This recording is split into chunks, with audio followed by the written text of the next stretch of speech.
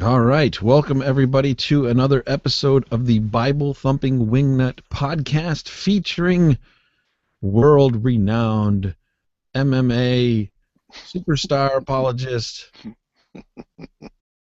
Oh, no, wait. Len is not here tonight, is he? Oh, no, Len is not here. But we do have Matt Slick from carm.org here. So that's really, really good. We'll have to settle for Matt Slick. That's a big settle. We are live. Absolutely, we are live this time. It's been about 20 minutes of trying to figure out if there's a problem with my equipment or YouTube or Google, but whatever it was, it is taken care of now, and it is an honor to come to you every Sunday night. Today is January 3rd, 2016. First time I said that, 2016.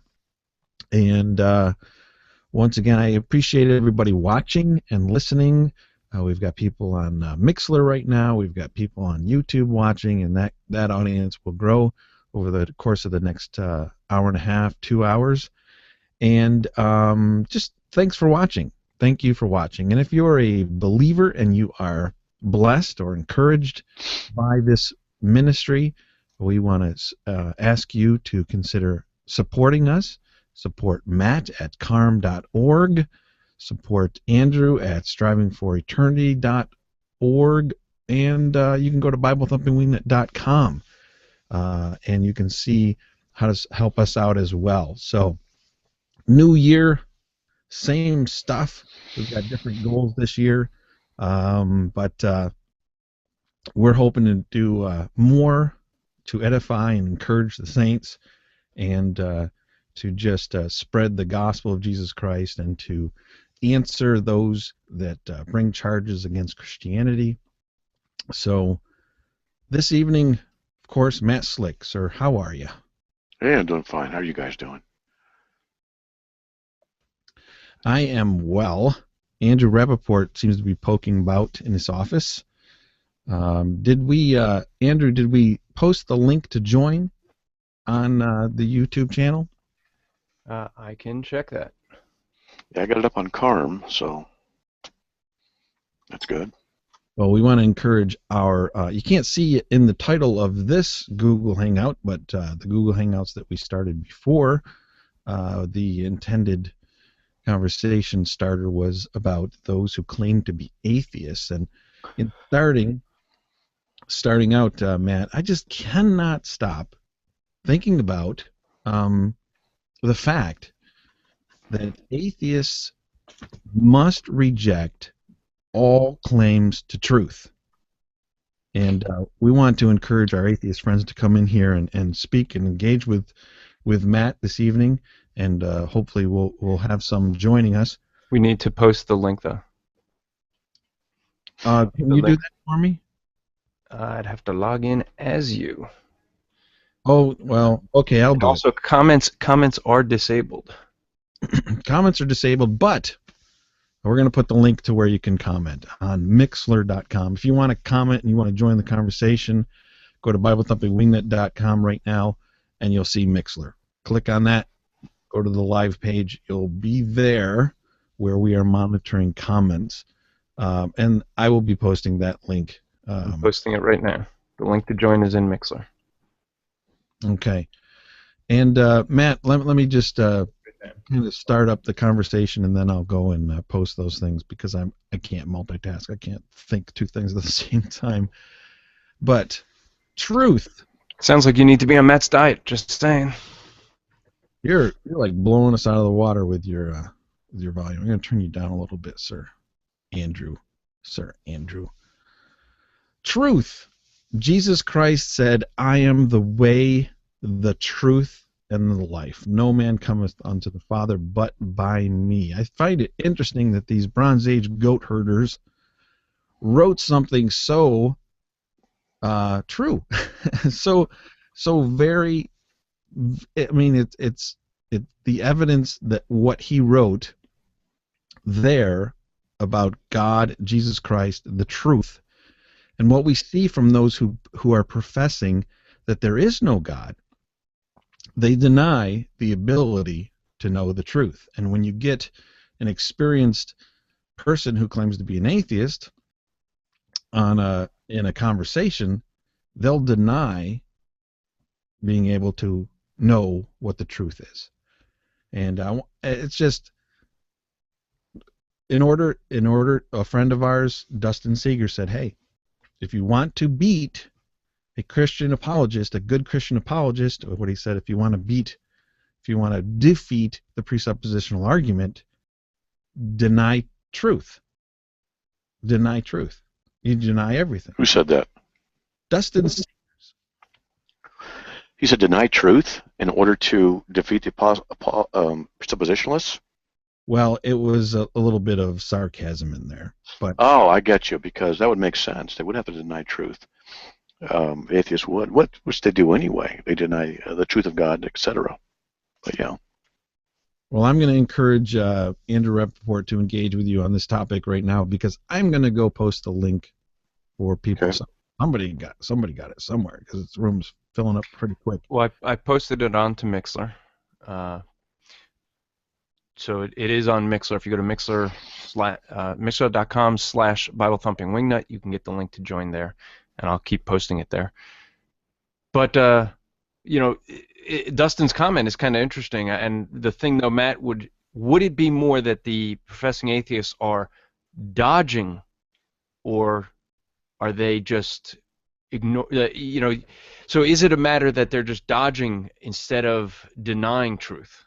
Are they, they're in their definition? Well, if that were the case, we could all call them Dillahantyists. Yeah, well, what is Dillahantyism? That might be interesting. What is Dillahantyism? And if you like, Carm. Yeah, Dillahantyism, Dillahantyist. Maybe make up a song, Dillahanty. I don't know. We'll figure it out. Maybe if we did this, Matt Dillahunty would actually own up and debate you in a formal debate. Maybe that's what it would take. No, he's not gonna. No. But here's the thing, and I was talking with Tim about this earlier. Get your thoughts. There's been this new definition of atheism, right? Atheism was to know God doesn't exist. That's an old school definition, supposedly. Now it changed into to not know if God exists, which used to be agnosticism. But the latest one that we're hearing a lot, in order to not take a stand, is that atheism definition is to lack the knowledge of a God. Yeah, lack belief. Yeah, that's easy to now, deal. Is the new definition of atheism a Dillahunty dodge? Well, that is a Dillahunty dodge, the idea of lacking belief. Now, there are going to be some atheists who are going to say that they honestly just don't know either way. We could explore that. But I've written on this a few years ago. What do you do? How do you respond to a lack of belief? Well, I would say that when we have a concept, we do one of three things with it. We affirm, we deny, or we weight judgment. But even to weight judgment means you're aware of the concept, and it's in a category of you don't know if the statement or the belief is true or not true. So what you're doing is you're making a judgment on it. And because you're making a judgment on it, you will then behave according to whatever judgment. If you believe God exists, for example, then you are going to behave a certain way. If you deny God exists, you're going to behave a certain way. If you're not sure either way, that will even affect whether or not you believe or how you will act, because if you're not affirming God, then you're not going to act in accordance with an affirmation, but you can act in accordance with, well, I don't know. And so your I don't know would cause you to ask questions. Well, what about that? What about this? And so everything is going to be affected by your position that you hold. So when people say they lack belief in God, it really doesn't work. You only lack belief or lack cognition on something if it's a concept you're not aware of. So when an atheist says they lack belief in God, what I'll do is I'll say, look, the Bible says God exists, so therefore God exists. And they'll say, well, you can't say that. I go, well, why not? I just did. Well, why not? Because, you see, it's not a logical thing to do, or it's not this or not that or whatever.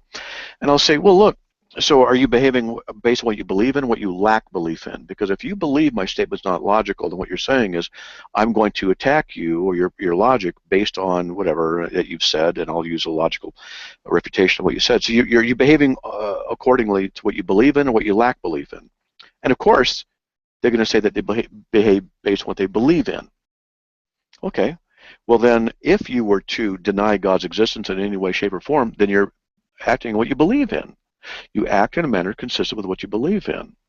So I try and get them to see that their lack of belief really doesn't warrant anything. It doesn't warrant a serious consideration.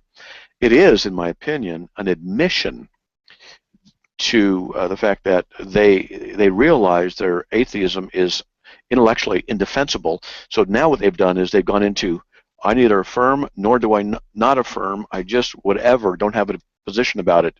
God. And then they'll say, now convince me.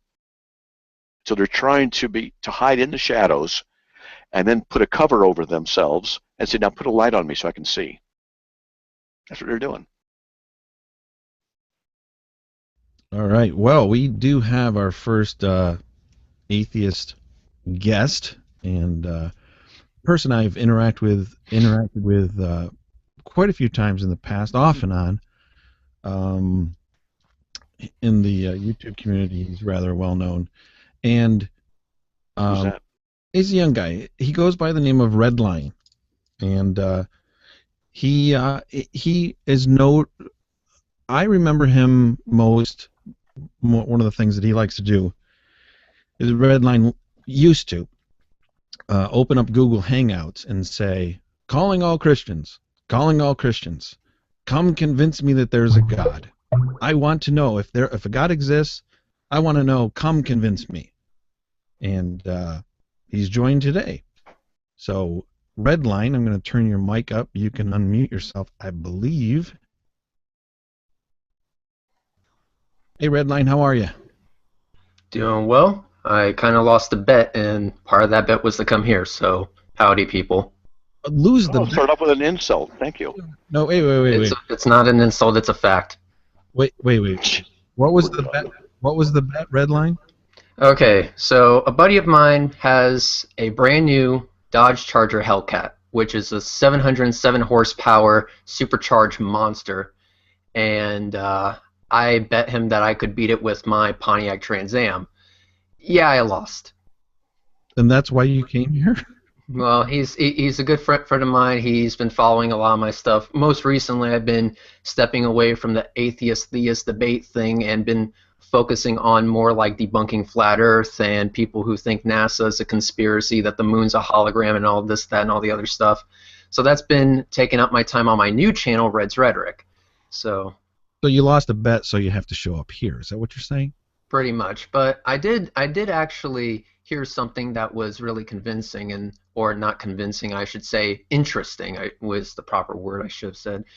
The thing about definitions, and the definitions, I would say, if a person defines their terms, what's really the issue with going with your own personal definition? Shouldn't we be looking at the person as they are, not whatever label that we assert a meaning to? I'm thinking that it would be a lot easier and a lot better for the conversation if a person just defines who they are and then stick with the concept rather than the word they choose to describe themselves as. Are you saying I characterized you wrong? Or at least most of us, because when it comes to me, you know me very well. I'm assuming that I've made never in my YouTube career, if we can even call it that, don't make money off of this, that I asserted that God does not exist. The only thing I asserted is that the arguments for God don't do anything for me. And when I made those hangouts way back in the day, calling all Christians, or open call out, show me your God, which is a famous one that true empiricism is still properly heard about, that was an open call out to see what, if anything, is out there. Because if something is the truth, I want to know about it. And if it's out there, if someone is asserting that, hey, I have the information you're looking for, well, great, let's go ahead and do this then. So far, though, it's always been the case that I've been severely disappointed, or in which case I've just been shouted down or threatened. There's another aspect to it. Okay, yeah, I remember that what you're saying is true. If I added that one phrase, I'm sorry. It's all right, not an issue. I'm just saying, I'm still trying to get over. So you have a friend who bet you on a car race and you're lost, and the bet was over what? You had to show up on Bible Thumping Wingnut. What was he going to have to do if he lost? Honestly, I told him that if he lost, he would have to speak to a flat earther I've been speaking to by the name of Duranism, which is the most intellectually dishonest individual I've ever had the misfortune of actually speaking to. So much so that it makes me want to ram my head against my desk repeatedly until I start bleeding out my ears. And you regularly talk to these people. By talk, I actually debunk them. I have this habit when I see something so out there, so crazy, so insane that I have an uncontrollable urge to just call it out. And flat earthers have been, on the rise, and I'm like, whoa, this is completely messed up. People thinking that the Earth is flat, but they are Okay. out there. So I'm convinced that the flat earthers are probably nothing more. And I know that Tim's corrected me and told me that there's people that actually believe it. I think it's just people pulling people's legs. But Matt Slicken, if you remember, we proved that the flat Earth theory is wrong on this show one night. We were speaking to a guy from India, and he took his phone and showed it daylight while it was dark, but in both our time zones. I mean, all you need is a picture from a telescope. Ends the issue. They've got an answer. They've got an answer for that. They got an answer for that. They also got an answer for why ships disappear over the horizon, why I filmed the ISS with my own camera and telescope, why rocket launches. They have an answer for everything. The idea really is to take their assertions, strip it down to its core, and debunk everything one at a time so that when they try to put the pieces back together, they don't fit together in a way that supports their conspiracy. And that's what I've been doing. And my bet to this guy was Hold on a second, Matt. Hold on. So do you feel that you get far with these guys? Do you feel that they're just so convinced themselves because they have all these things tied up, they have an answer for everything, so it doesn't really move them in any way? Oh, no, it definitely doesn't move them in any way, which is not my goal. Okay. My goal is not to move them in any sort of way. My goal So let me ask you this. is entertainment. So let me ask you this. Back to your definition for atheism, you said there's nothing that moves you. Why bother then? Why bother looking for? Because here's the thing. My point is this. I want to know if something really is the case or not. I go through life trying to learn as much as I can. And if it were to be the case that God does exist, then I'm going to have to seek out information about it in order to be convinced. And if we have individuals out there, like, for example, G-Man or True Empiricism or Veckel, if these people claim to have the answers I'm looking for and can back it up, which they also claim they can, whether it be through some divine revelation that they have all the answers and can convince me in a way that makes sense, then I'm going to go to these people and say, okay, let's go ahead and do this because I want to know. What would convince you? What kind of information would convince you? What would convince me? I have no idea. That's what I'm here to find out. Okay, so have you heard Matt discuss, what he calls his tag argument? What? Tag, T-A-G. Tag. Honestly, yeah. I've been staying completely ignorant on this thing because I've been dealing with the flat earther stuff. Like I said, I'm here because I lost a bet, so okay. I'm not up to date on anything you guys have been talking about. I'm going to be completely honest there. Well, that's good. So would you want to engage with Matt on what he calls the trans? Well, it's not just he who calls it the transcendental argument for God. I'd rather do a different one. Okay, go for it. About what definitions? I don't understand. Well, that was my point. My point was to bring up the definitions. Well, before we do that, wait, before you do that, what do the flat earthers say the Earth is resting on? I don't know. They don't actually answer that question.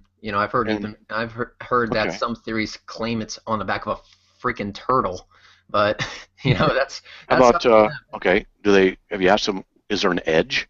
Yes, all of Antarctica is actually not a continent; it's a ring, and it goes around the edge of the Earth. And that ring is raised kind of like a bowl, and that bowl is what holds the water inside. Just let that soak in for a second. That's right. Absorb it. That is so stupid. And release. There you go. Holy what? Absorb it and release. And they So also they say say that that the it's a highest bowl, points. Yeah, they and so also say then that it the has to highest be on points. something because gravity would be pulling it down, necessitates gravity, from another mass below it, which means that we'd have to have movement of the bowl towards that gravitational force of mass. Yeah, gravity's a So lie to them. It's not gravity, it's density.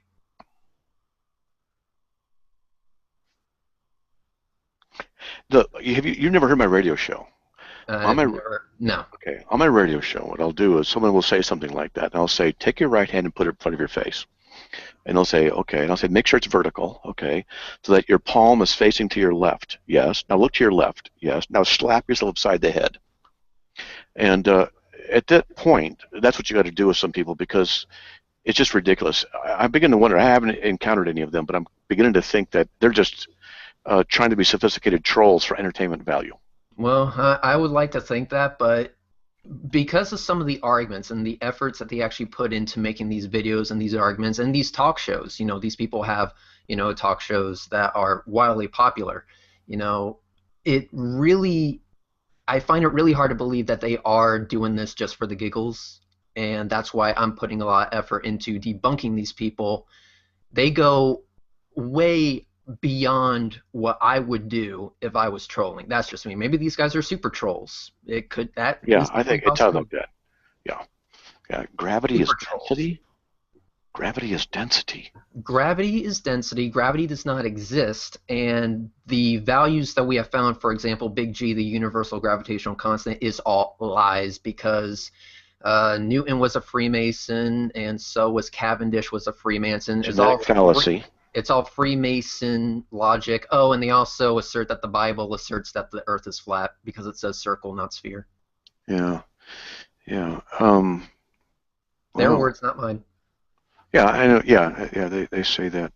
But wow. Yeah, we could argue from the Bible that the Earth is round too. There's ways to do that as well. Well, if you could But actually do still, that, if you could actually do that, if it were to be the case that the Bible actually does say that the Earth is round, 1 point for you guys. I would say well, it if doesn't you could matter. do that, go ahead, do it. Yeah, it doesn't matter with them though. But that's really interesting. I mean, I'm so fascinated by. I'm going to say this politely, and I don't know how to say it politely. The sheer stupidity of that position and the intellectual suicide you got to go through in order to hold to it. That it's to me, it's like wow. It's like scientific heresy instead of theological heresy. Well, that's I think the one thing that you and I will be agreeing on.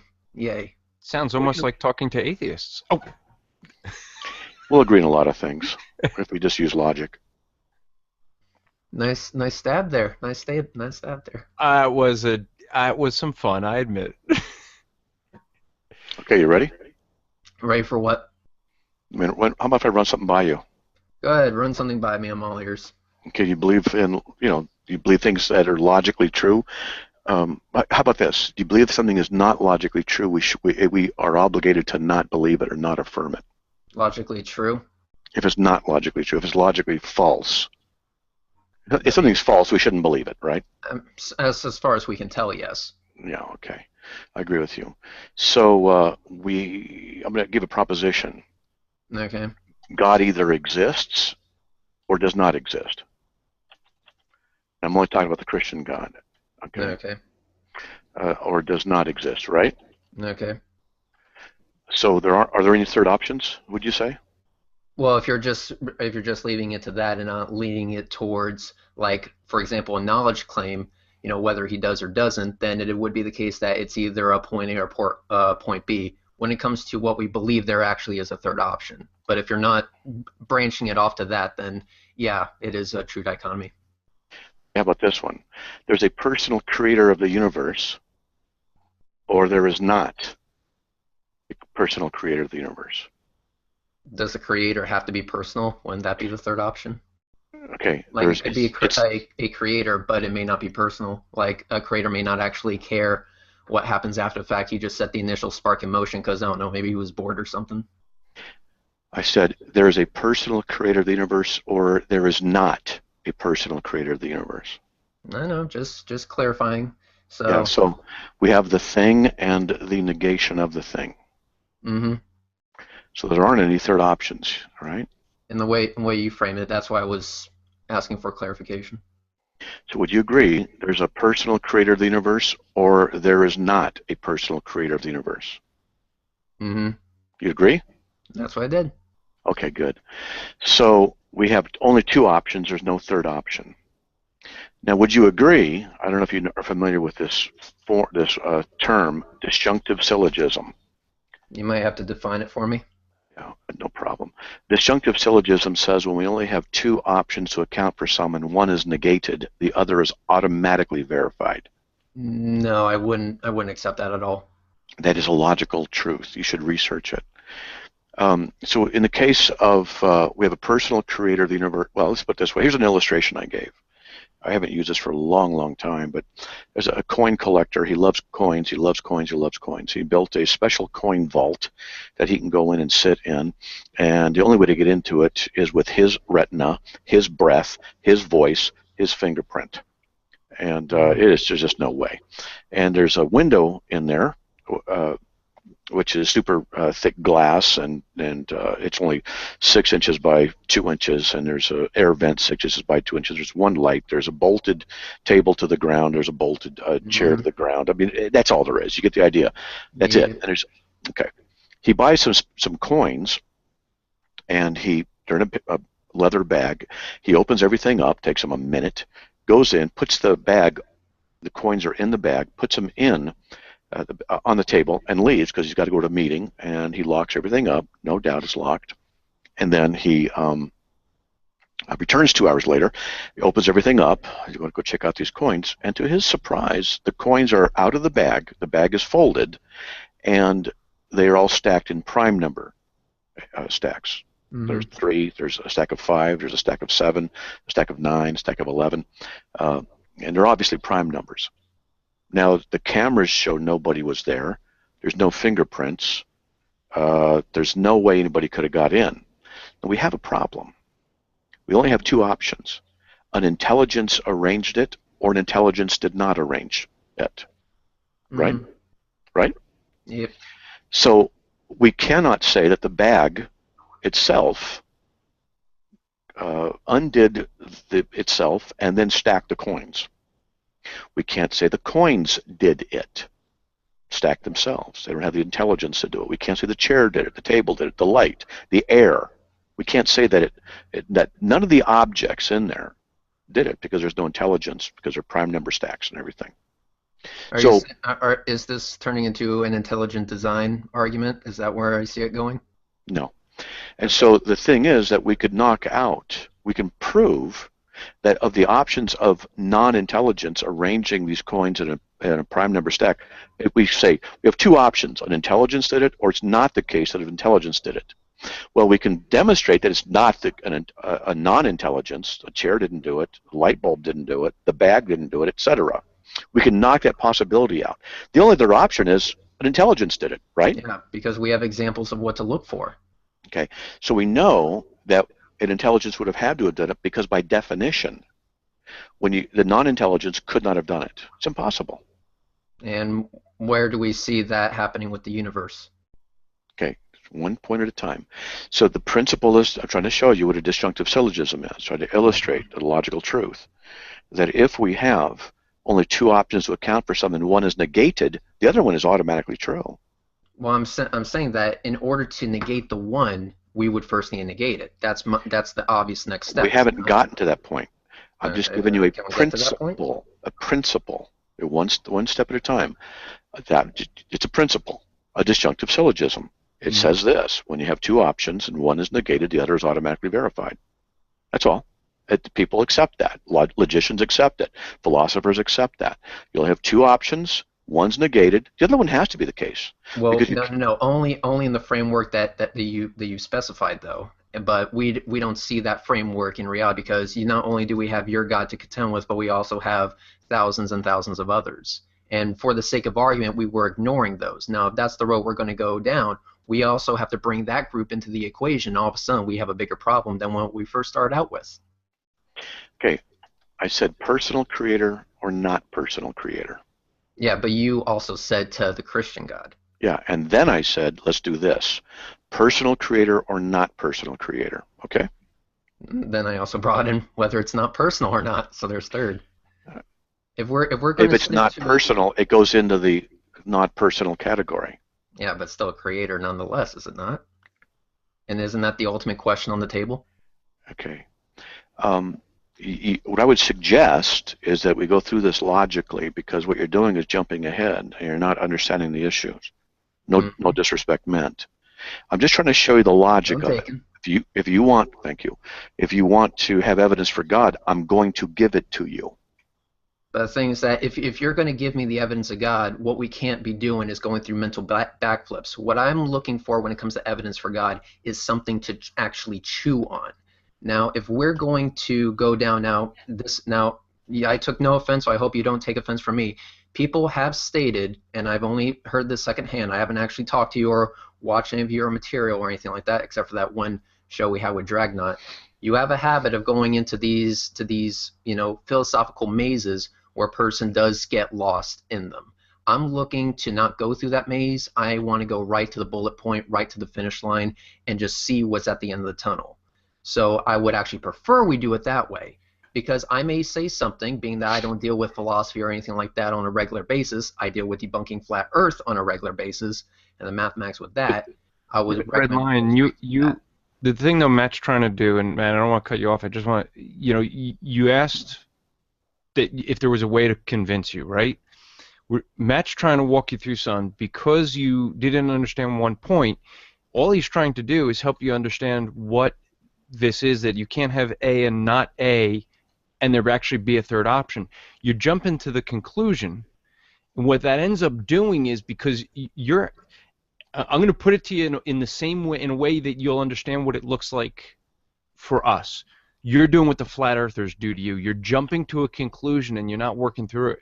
No, what I'm not doing is eliminating all other options just for the Okay, sake of the but argument. here's the thing. When Matt says a personal God or not a personal God, and you say, well, he doesn't have to be a personal God, that's in the not a personal God category. Yeah, but we're missing the ultimate question here, and the ultimate question I've been asking. And if we're not going to even bother asking that ultimate question, then what's the point of even going down that line Well, of because logic? if you don't understand the basics, how are you gonna get to the conclusion? You Because can't that's even settle on A, not A, and you're saying there's got to be a third option. no, There I'm not is saying no third option. no. What I'm saying is that if we're going to eliminate all other possibilities, then that's not a logical Okay, way to go. so Because if we frame it that way, then sure, within that frame, and if we only stick with that frame, what I'm saying is that the frame doesn't stop there. It goes a no, lot bigger than that. what you're doing. Listen, the frame is, Matt said, a personal God created, or a personal God did not create. Now you want to say it's not a personal God. That only fits in one of two categories.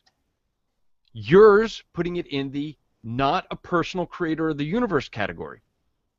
Matt's in the personal creator of the universe category. But It's you're not, saying you're missing a third option. What's the third option? You're saying, well, that he may not be a personal God.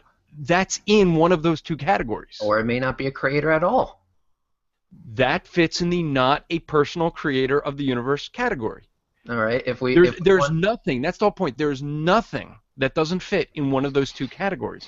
And if one of those categories is invalid, and everything has to fit in one of those two, the other one automatically has to be true. So, That's the so point. let me frame this, I guess, in a more comfortable way.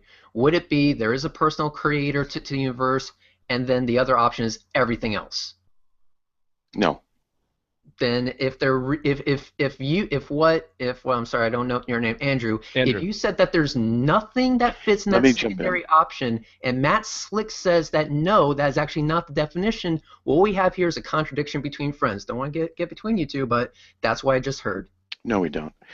Um, Definitions are important, And and it all does, I'm and it doesn't. offering, Yeah, that is a contradiction. I'm sorry, it is.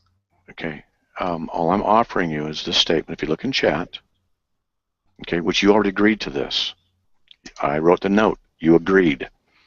There's a personal creator of the universe, or there is not a personal creator of the universe. Within the frame, yes. Within what frame? Within the frame that you just What specified. frame? What frame is that? The one of two options that if it was a personal slash non-personal, fine. If you want to stick within that frame, then yeah, that would be a true dichotomy. But we also Then you agree it's a true dichotomy. yeah, Excellent. within the frame. Are there any? Is there a third option? It might not be a creator at all It, because the then that personal creator is still okay. in Okay. What's your first name? Just curious. there. Red. Your first name's Red. All right. Yep, just Red. I don't Just Red. I You don't got your real name? talk myself online. Yeah. Red. Yep, that's my name. It's my favorite color. There's a personal creator or there's not a personal creator. There aren't any other options. All right. If not personal creator is also defined as anything else, then yes. Okay.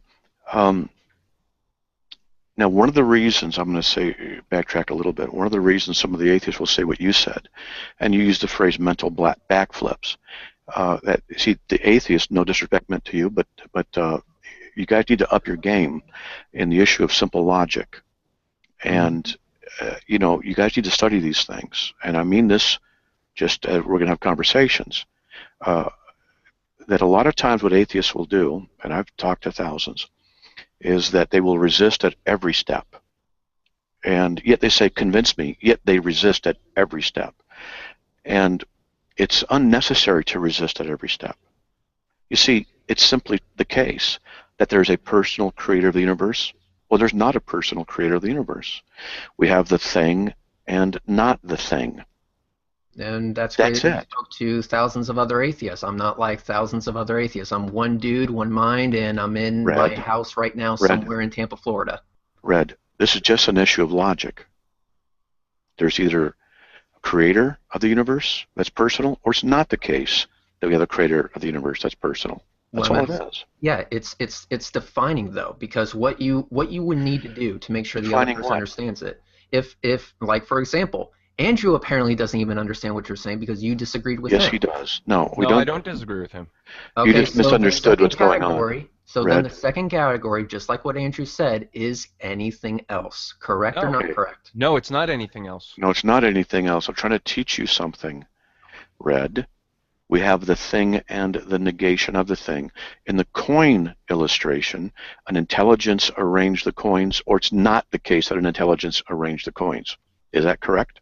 Yeah, within that frame. Yeah, we have examples of what would show itself to be an intelligent creation. We have examples that won't. For example, a mess of everything else. Like for example, if the coins were just spilled out onto the floor, we could reasonably assume that they just fell because gravity is actually a thing. Flat earthers. Okay, Red. When they're arranged in prime number stacks, do you know what a prime number is? Yeah, we deal with math all the time, and I already agreed with you. So what's the next step? Well, this shouldn't be this difficult, all right? It should be real simple. We have the thing and the negation of the thing. That's a true dichotomy by definition. You already agreed to that, and we can't even get past it, but yet you've already agreed to it.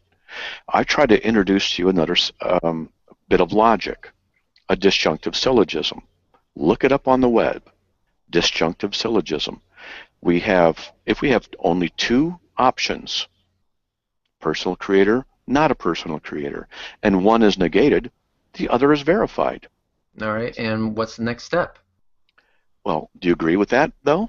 I'll agree with it for the sake of argument. Now, what you should agree with it for the sake of argument because it's logically necessary. Let's go. All right. So we're going to look now at the non-personal creator of the universe option to see if it can work. If I can show you that it can't work, then we have a personal creator of the universe. It's real simple. Okay. This is the argument I used with Eddie Tabash in a debate here at Boise State. Mm-hmm. He could not answer it. All right. Okay. Now, I have to introduce a little bit of a concept stuff, and I'm not trying to be demeaning or anything because most people just don't know this stuff, and that's okay. In order for something to occur, or to have in order for an effect to happen, cause and effect. An effect needs a cause. Mm-hmm. Okay, so the cause is prior to the effect, right? Mm-hmm. No problem. So the cause of the universe, we're going to look at the impersonal cause. So the impersonal cause was either eternal, or it was not the case that it was eternally existing. Now, let me just kind of jump ahead here a little bit, because if you say, well, what created it, then we would go, well, what created the thing that created that, that created that, that created that? We have an effect needs a cause ad infinitum, and we can't have that. And if you want, I can tell you why an infinite regression of uncaused causes is logically impossible, if you're interested. Not supposed to be jumping ahead, then let's not. So I can do that I can define terms and help, but well, we that don't have to wouldn't do be that for the now. argument I would use, so you don't have to worry about that. It's not an argument, it's just an explanation, but I can do that. But nevertheless, so let's just say that the thing that caused the universe, it was existing. If it's impersonal, then it has always existed the way it is. Because it's like a rock. A rock just is. It is what it is. I have a coffee cup in my hand. I don't know if you guys can see it or not, but this coffee cup just is. It's not personal. It doesn't make decisions. It just exists. Nice coffee cup. Thanks. Got flowers on it. I'm going to close the door here. And so, in order for the impersonal cause of the universe to be able to cause the universe to exist, it had to have what's called the necessary and sufficient conditions. So let me explain this. It's called necessary and sufficient conditions. I'll type it out. Necessary. Then there'd be another God glitch. Self-explanatory. Necessary and sufficient. Okay, let me explain it though a little bit more, because there might be a point or two in it that's necessary. How I illustrate it is this: as I say, look, there's a gravity. We have a flat surface. We have a rock, and we have a lever and a small rock we use as a fulcrum, a lever point, and then a counterweight. And so enough forces on the counterweight, then the big rock moves. Okay, that's just the illustration. So in order for the big rock to move, we have to have it has to be there. The lever has to be there of sufficient strength. The fulcrum has to be there, the lever point, on a flat surface, and a sufficient amount of force exerted on the end of the lever, the rod. Now let's just say hypothetically that it takes exactly 25 pounds of vertical down force to move the boulder. If that was the case, that would be the necessary and sufficient conditions. So whenever both are there, necessary and sufficient, then the result is automatic. Yeah, it's the term is self-explanatory. Okay, just making sure. So whenever we have the necessary and sufficient conditions then that are met, then the result is necessary and automatic. Now, if the weight was the counterweight was 24 pounds, we have the necessary conditions. All the things are in place, but they're not sufficient. In this case, the weight. So whenever we have an impersonal setup, and it contains the necessary and sufficient conditions, the result is automatic. The impersonal cause of the universe either had the necessary and sufficient conditions, or it did not have the necessary and sufficient conditions, naturally. There's only two possibilities. Since it has, in order to bring the universe into existence, it would have had to have had the necessary sufficient conditions naturally. But here's the thing. If it exists prior to the universe, then, and we'll just assume for the sake of this argument, because we can go into the uncaused cause thing, won't take that digression right now. We'll just assume for the sake of this argument, and I can deal with the loophole that you might think is there, that this pre-existing cause existed eternally before the universe. But if it existed eternally, then it had to have the necessary and sufficient conditions eternally. But if it had the necessary sufficient conditions eternally, then it would have brought the universe into existence automatically an eternally long time ago. But that would mean the universe is eternally old. But it's not. You're dealing with the concept of infinity being a contradiction in itself. No, I'm not. The universe is not infinitely old. and I can give you different reasons. The Kobe experiment, we can just look at the increase in the size of the galaxies moving away. We know that entropy, the second law of thermodynamics, if it was infinitely old, there'd be no usable energy left in the universe, etc. There's all kinds of ways to demonstrate it's not infinitely old. Mm-hmm. So since it's not infinitely old, that means that the thing that brought it into existence, if it was infinitely old, would have brought the universe into existence an infinite long time ago. But since the universe is not infinitely old, then the thing that existed before the universe is not infinitely old. It can't be. But we said it was, because it would have to be.